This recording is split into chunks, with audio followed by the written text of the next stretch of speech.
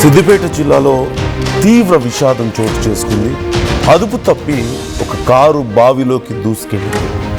ఈ ఘటనలో ఒకే కుటుంబానికి చెందిన నలుగురు మృతి చెందారు.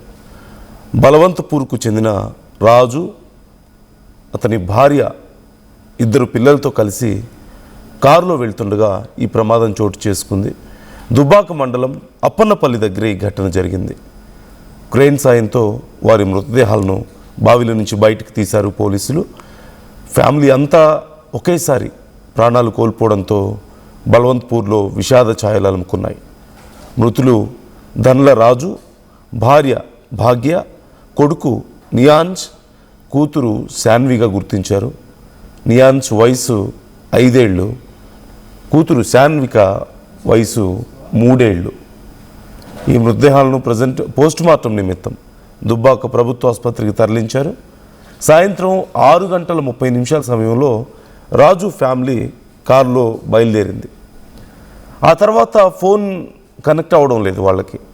ఎంత ట్రై చేసినా ఫోన్ కలవకపోవడంతో సుమారుగా 10 గంటల సమయంలో పోలీసులకు వాళ్ళ బంధువులు ఫిర్యాదు చేశారు.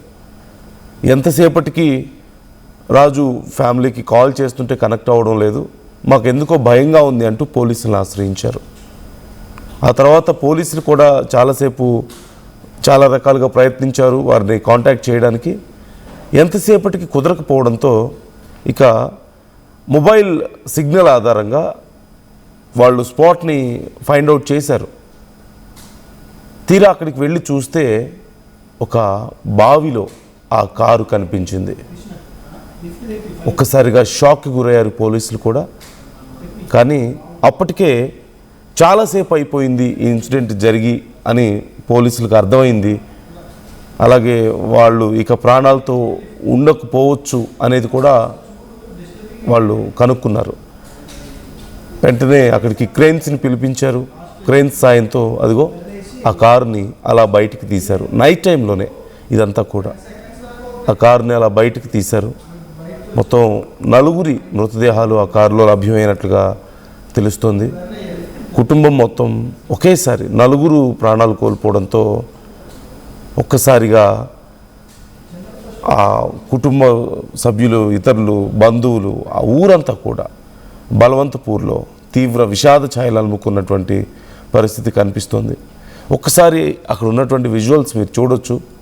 ఆ విజువల్లో మీకు కనిపిస్తుంది అక్కడ రాజు, అతని భార్య, అలాగే కొడుకు నియాన్స్ కనిపిస్తున్నారు. కూతురు కూడా శాన్విక కూడా ఉన్నట్లుగా తెలుస్తుంది. మొత్తం 4 ఆ కారులో ఉన్నారు. ఆ విజువల్స్లో మీకు కనిపిస్తుంది. నైట్ టైంలో పోలీసులు, ఆ బంధువులు అందరూ వచ్చారు. ఏం జరిగిందో ఏంటో అంటూ భయపడుతూ వచ్చి తీరా అక్కడ ఉన్నటువంటి సిచ్యువేషన్ చూసిన తర్వాత, ఆ పరిస్థితిని చూసిన తర్వాత ఒక్కసారిగా వాళ్ళకి విషయం అర్థమైపోయి ఆ బాధలో కుప్పకూలిపోయి గుండెలు బాదుకొని రోధిస్తున్నటువంటి ఆ బంధువుల్ని మీరు అక్కడ చూడొచ్చు.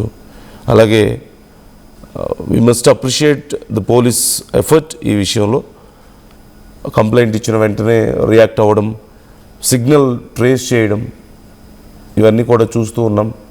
కాకపోతే అప్పటికే జరగాల్సిన నష్టం జరిగిపోయింది. కుటుంబం మొత్తం కూడా ప్రాణాలు కోల్పోయారు.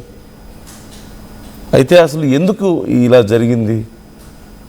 వెళ్తున్న కారు ఒక్కసారిగా ఎందుకని ఆ బావిలోకి దూసుకెళ్ళింది? అసలు ఆ టైంలో అక్కడ ఎవరు లేరా? బంధువులు కంప్లైంట్ ఇచ్చే వరకు 6:30కి వాళ్ళ సిగ్నల్ లాస్ట్ అయితే 6:30 నుంచి వాళ్ళకి ఫోన్ కనెక్ట్ అవ్వకపోతే 10 వరకు ట్రై చేశారు. ఎంతసేపటికి కనెక్ట్ అవ్వడం లేదు. ఇక్కడ మరొక విషయం, జనరల్గా ఇంకెవరైనా సరే ఫోన్ కనెక్ట్ అవ్వకపోతే సరే, ఒకవేళ ఏదైనా పవర్ లేదేమో, అక్కడ ఫోన్కి ఛార్జ్ లేదేమో అని ఇంకా కొంచెం నెగ్లెక్ట్ చేయడానికి అవకాశం ఉంటుంది. బట్ ఆ బంధువులకి కొంతసేపటి తర్వాత, ఒక 2-3 అవర్స్ తర్వాత డౌట్ వచ్చింది. ఇలా జరగదు కదా జనరల్గా, ఎందుకు ఇంత సడన్గా ఫోన్ కనెక్ట్ అవ్వడం లేదు, ఏదో జరిగింది, జరగరాంది ఏదో జరిగింది అని అనుమానం రావడం, పోలీసుల దగ్గరికి వెళ్ళడం. పోలీసులు కూడా చూద్దాంలే చేద్దాంలే అనుకున్నా ఇమ్మీడియట్గా వాళ్ళ ఫోన్ని ట్రేస్ చేయడం. వెంటనే ఆ స్పాట్ కనుక్కున్నారు. తీరా చూస్తే రోడ్డు పక్కగా ఏదో స్పాట్ కనిపిస్తుంది. రోడ్డు పక్కనే కనిపిస్తుంది కదా స్పాట్. అని చెప్పి అక్కడ బావి ఉన్న విషయం వాళ్ళకి తెలియదు. తీరా అక్కడికి వెళ్ళిన తర్వాత ఎగ్జాక్ట్ స్పాట్లో బావి కనిపించింది. అప్పటికే పోలీసులకు కొంత అర్థమైపోయింది సిచ్యువేషన్ ఏం జరిగి ఉండొచ్చు అనేది. తీరా అక్కడికి వెళ్ళి చూస్తే ఆ బావిలో ఆ కారు కనిపించడం, ఆ కారు లోపలే వాళ్ళ మృతదేహాలు కూడా ఉండుంటాయని ముందే అనుమానించడం. కారుని బయటికి తీసి చూస్తే 4 మృతదేహాలు ఆ కారులో లభ్యం అవడంతో ఒక్కసారిగా పోలీసులు షాక్ అయ్యారు. ఇక ఆ కుటుంబ సభ్యులు, ఆ బంధువులు గుండెలు బాదుకొని ఏడుస్తున్న తీరు మనం చూస్తున్నాం. అక్కడ పోలీసులు చాలా కష్టపడి ఆ కార్ని ఆ క్రేన్ సాయంతో బయటికి లాగడానికి ప్రయత్నించడం మనకు కనిపిస్తుంది. ఈ అంశానికి సంబంధించి మనం మరిన్ని డీటెయిల్స్ తెలుసుకుందాం. మా ప్రతినిధి మహేష్ జాయిన్ అవుతున్నారు మనతో. మహేష్, అసలు ఎలా జరిగింది ఇన్సిడెంట్? పోలీసులు ఏమైనా చెప్తున్నారా ఎలా జరిగి ఉండొచ్చు అనేది? అక్కడ గెస్ట్ చేయగలుగుతున్నారా?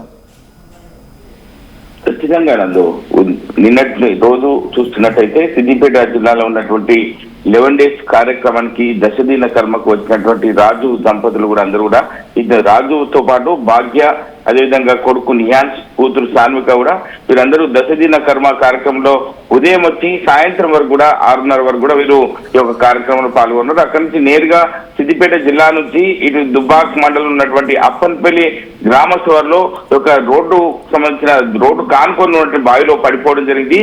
వీరికి సంబంధించి సంబంధించిన ఫోన్ ట్రేస్ అవుట్ కాలేదు. ఎందుకంటే వీళ్ళకి సంబంధించి చూసుకున్నట్టయితే వీళ్ళ ఫోన్ ఆధారంగా చూసుకున్నట్లయితే ఫోన్ కలవడం లేదని చెప్పి బంధువులు ఒక 3 గంటల పాటు చూసిన తరుణంలోనే దుబ్బాక పోలీస్ స్టేషన్ లో ఫిర్యాదు చేయడం జరిగింది. వీరికి సంబంధించిన ఫిర్యాదు మేరకు సిగ్నల్స్ ఆధారంగా దుబ్బాక పోలీసులు కూడా ఈ యొక్క అప్పన్పల్లి గ్రామ శివారులో ఉన్నటువంటి ఇదే బావి దగ్గర కూడా సిగ్నల్స్ కనుక్కున్నారు. ఈ 4 కూడా అదే బావిలో పడి ఒక 3-4 గంటలు ఉండడంతో అక్కడ వాళ్ళు బయటికి రాని పరిస్థితి. ఆ బావిలో నీళ్లు నిండుగా ఉండడంతో అందులో పడ్డ తర్వాత ఎవరు కూడా స్థానికంగా లేకపోవడం, అక్కడ చూస్తుంటే లోపల పడిపోవడం వల్ల దండరాజు, భార్య భాగ్య, కొడుకు నియాన్, కూతురు సాన్విక అక్కడికక్కడే చనిపోయిన పరిస్థితి. అంటే పోలీసులను వీళ్ళు అప్రోచ్ కలిసేంత వరకు కూడా వీళ్ళ యొక్క యాక్సిడెంట్ సిగ్నల్స్ కూడా తెలుసుకోక బంధువులందరూ కూడా చాలా తీవ్ర ఇబ్బందులకు గురైన పరిస్థితి, ఆందోళనకు గురైన పరిస్థితి. ఈ యొక్క సిగ్నల్స్ ట్రేస్ అవుట్ చేసిన తర్వాత దుబ్బాక పోలీసులు అక్కడ స్థానిక సిఐ రాజేష్ తో పాటు ఎస్ఐ కీర్తి రాజుతో పాటు వీళ్ళందరూ కూడా అక్కడ చేరుకొని వీళ్ళు ఉన్నటువంటి స్పాట్ లో కారు కొంచెంగా తేలి ఉన్నటువంటి పరిస్థితిని చూస్తుంటే అక్కడ ఇందులో పడ్డారని చెప్పి అప్పుడు ఐడెంటిఫై చేయడం జరిగింది. ఏది ఏమైనప్పుడు దుబ్బాకు పోలీసులు యొక్క ట్రేస్ అవుట్ ద్వారానే వారి యొక్క గుర్తింపు తెలుసుకోవడం జరిగింది. దీనికి సంబంధించి బల్వంతాపూర్ గ్రామం అనేది ఇటు యాక్సిడెంట్ స్పాట్ కు 6-7 కిలోమీటర్ల దూరం ఉండటంతో స్థానికంగా ఉన్నటువంటి వాళ్ళ బంధువులు అక్కడ గ్రామస్తులందరూ కూడా అక్కడ చేరుకొని పోలీసులు వెంటనే క్రేన్ సాయంతో ఆ యొక్క మృతదేహాలను కూడా బయటకు తీశారు. షిఫ్ట్ కార్ లో వెళ్ళినటువంటి వీరిని కూడా కారును బయటకు తీయడంతో ఆ 4 కూడా అక్కడనే చనిపోయిన పరిస్థితి. వీరందరినీ కూడా మృతదేహాలను స్థానిక దుబ్బాక ప్రభుత్వ ఆసుపత్రికి తీసుకెళ్లారు. అయితే ఇటువంటి సంఘటన సిద్దిపేట జిల్లాలో ఈ యొక్క మొదటిసారిగా చెప్పుకోవచ్చు. ఎందుకంటే 4 తన పిల్లలతో పాటు కుటుంబ సభ్యులు చనిపోవడాన్ని ఎవరు కూడా జీర్ణించుకోలేకపోతున్నారు. ఎందుకంటే చిన్న పిల్లలు ఇటు మనం చూడొచ్చు, సాన్విక కావచ్చు, నియాన్స్ కావచ్చు, భాగ్య వయసు కూడా 22 సంవత్సరాలు ఉంది, రాజు వయసు 30 సంవత్సరాలు. అంటే యుక్త వయసులో ఉన్నటువంటి రాజు కుటుంబ సభ్యులు ఈ యొక్క బావిలో పడి చనిపోవడాన్ని, అదుపు తప్పి అందులో పడి చనిపోవడాన్ని ఎవరు కూడా అంటే జీర్ణించుకోలేని పరిస్థితి అవుతుంది. దీనికి సంబంధించి స్థానికులు ఏడుస్తున్న పరిస్థితి, బంధువులు ఏడుస్తున్న పరిస్థితి. ఎందుకంటే ఇటువంటి సంఘటన చూస్తే ఒకే కుటుంబంలో 4 ఒకటే రోజు చనిపోవడాన్ని ఎవరు కూడా ఇది జీర్ణించుకోలేని పరిస్థితి ఉంది. దీనికి సంబంధించి ఇప్పటికైతే దుబ్బాక ప్రభుత్వ ఆసుపత్రిలో మార్చిలో ఈ యొక్క 4 డెడ్ బాడీలు కూడా ఉన్నట్టు మనకు తెలుస్తుంది. నందు, అంటే ఎలా జరిగి ఉండొచ్చు అనేది ఏమన్నా గెస్ట్ చేస్తున్నారా? అంటే వెళ్తున్న కారు ఒక్కసారిగా అసలు బావిలోకి దూసుకు వెళ్ళడం ఏంటి, ఎలా జరిగి ఉండొచ్చు ఈ ప్రమాదం అనేది ఏమన్నా చెప్తున్నారా పోలీసులు? అంటే ఇప్పటికైతే చూస్తే సిద్దిపేట నుంచి వెళ్ళిన వారు దుబ్బాక రూట్ లో ఉన్నటువంటి బావి ఏదైతే ఉందో రోడ్డుకు ఆనుకొని 2-3 గజాలు పక్కకే ఉంటుంది కాబట్టి దీనికి సంబంధించి వారు ఈ యొక్క బావిని పసిగట్టగా అదుపు తప్పి ఒక బావిలోకి దూసుకు వెళ్ళని చెప్పి కారణం మాకు తెలుస్తుంది. అది పడిపోయిన తర్వాత అక్కడ స్థానికంగా ఎవరు లేకపోవడం వల్ల వారు అందులోనే ఉండడం వల్ల 4 కూడా అక్కడనే చనిపోవడం, వీరికి సంబంధించి 3-4 గంటల పాటు వీరి యొక్క ఫోన్లు కలవడం లేదని చెప్పి ప్రధానంగా వాళ్ళ బంధువులు ఫోన్ చేస్తున్నా ఫోన్ కలవని అని చెప్పి పోలీసులను ఆశ్రయించారు. ఆశ్రయించిన తర్వాత పోలీసులు ఒక సిగ్నల్స్ ట్రేస్ అవుట్ చేస్తుంటే ఆ సిగ్నల్స్ అక్కడే కట్ కావడం వల్ల వారు అక్కడ పడిపోయి ఉన్నట్టు మనకు ఆధారాలు తెలుస్తున్నాయి. దీనికి సంబంధించి వారు అదుపు తప్పి బావిలో పడడం, వాళ్ళ బావిలో నుంచి బయటకు వెళ్ళక ఇక అక్కడనే చనిపోవడం వల్లే వాళ్ళ యొక్క సిగ్నల్ ట్రేస్ అవుట్ చేసి వారు ఉన్నటువంటి మృతదేహాలను కూడా వెలికి తీసిన పరిస్థితి. అక్కడ చూస్తుంటే భయానకమైన వాతావరణం ఉంది. ఎందుకంటే జరిగిన స్పాట్ నుంచి వీళ్ళు గ్రామానికి బలవంతపూర్ గ్రామానికి 6-7 కిలోమీటర్ల దూరంలో ఉంటుంది. ఈ దీనికి సంబంధించి బంధువులు గ్రామస్తులు అక్కడికి చేరుకోవడము, అదేవిధంగా అప్పనపల్లి గ్రామస్తులు అక్కడికి చేరుకోవడం వల్ల చాలా మంది అక్కడ చేరుకొని వీరి యొక్క తీస్తున్న ట్రైన్ సాయంతో తీస్తున్న సందర్భాలను బట్టి చూస్తుంటే ప్రతి ఒక్కరు ఆర్తనాదాలు కొట్టుకుంటున్న పరిస్థితి ఉంది. ఎందుకంటే ఈ యొక్క నలుగురు వారి యొక్క కుటుంబానికి సంబంధించిన వారు కాబట్టి వాళ్ళ గ్రామస్తులు వీళ్ళందరి మధ్యలో ఏడుపులతో అక్కడ పరిస్థితి మనం భయానకంగా ఉందని చెప్పుకోవచ్చు. అక్కడ చూస్తుంటే దీని సందర్భంలో చూస్తుంటే పోలీసులు మాత్రం షాక్ గుయ్యారు. వాళ్ళు ట్రేస్ అవుట్ చేసేంత వరకు కూడా బంధువులకు స్థానికులకు కూడా ఎవరికి తెలియకపోవడం వల్ల చాలా ఇబ్బందులు అయితే ఎదుర్కొన్నట్టు మనకు తెలిసింది నందు. అంటే పోలీసుల్ని అప్రోచ్ అయ్యే టైంకి 10 o'clock అయింది అంటూ చెప్తున్నారు నైట్.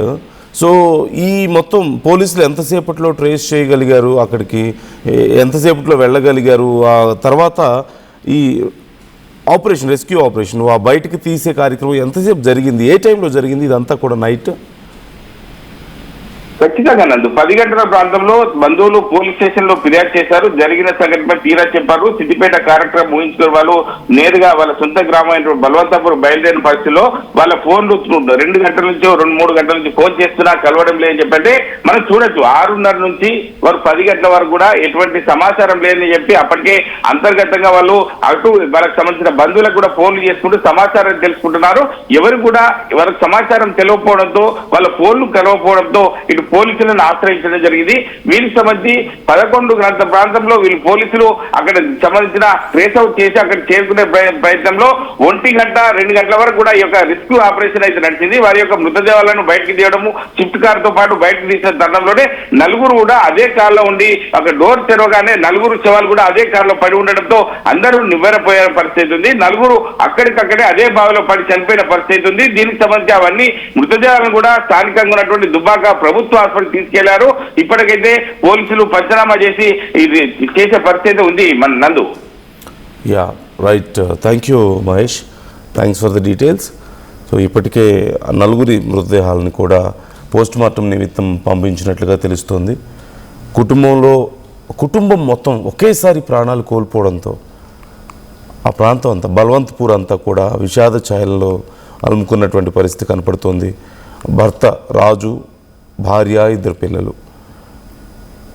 అయితే అసలు ఈ ప్రమాదానికి కారణం ఏంటి అనేది చూస్తే కేవలం కొన్ని అడుగుల దూరంలోనే, రోడ్డుకి కొన్ని అడుగుల దూరంలోనే ఆ బావి ఉంది.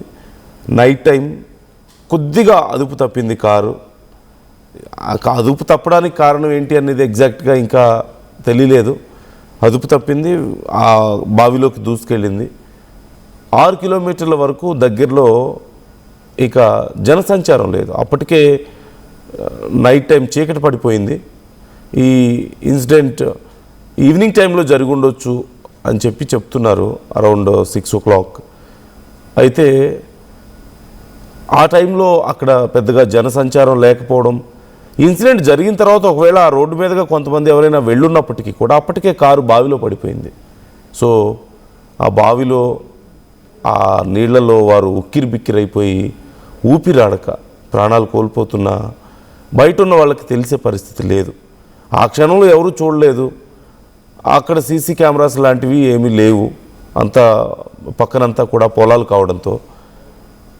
కాబట్టి అదొక ఇన్సిడెంట్ జరిగింది అని కూడా ఎవరికీ తెలియని పరిస్థితి. ఒకవేళ వచ్చిపోతున్నా కానీ ఆ దారిలో బంధువులు సుమారుగా ఒక 4-4.5 గంటల సేపు ట్రై చేశారు కాల్ చేయడానికి. ఎంతసేపు ట్రై చేసినా కాల్ కనెక్ట్ అవ్వకపోవడంతో ఇక కొంత డౌట్ వచ్చింది వాళ్ళకు కూడా. జరగరాంది ఏదో జరిగి ఉంటుంది అని భయంతో పోలీసుల దగ్గరికి వెళ్ళారు. వెంటనే పోలీసులు ఆ ఫోన్ని ట్రేస్ చేశారు. తీరా చూస్తే అదిగో ఆ బావిలో ఆ ఫోన్ సిగ్నల్ చూపించింది. వెంటనే పోలీసులకు అసలు విషయం అర్థమైపోయింది. ఒక క్రేన్ని తీసుకొచ్చి ఆ కారుని అలా బయటకు తీశారు. కానీ అప్పటికే అక్కడికి చేరుకున్న బంధువులకు కూడా అసలు విషయం అర్థమైపోయి అక్కడే కుప్పకూలిపోయినటువంటి పరిస్థితి నెలకొంది. మొత్తం మీద పోలీసులు చాలా శ్రమించి ఆ కారుని బయటకు తీశారు, మృతదేహాలని బయటకు తీశారు, పోస్టుమార్టం నిమిత్తం హాస్పిటల్కి తరలించారు.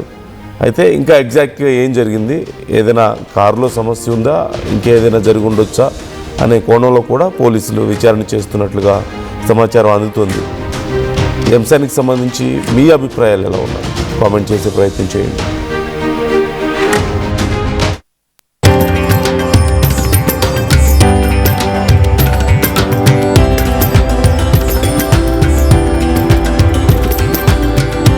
తరతరాలుగా తరగని స్వర్ణ బంధాలు మన మానిపల్లి జ్యువెలర్స్. టోర్నమెంట్ కి ముందు పెయింట్ ఎలా చేస్తాం?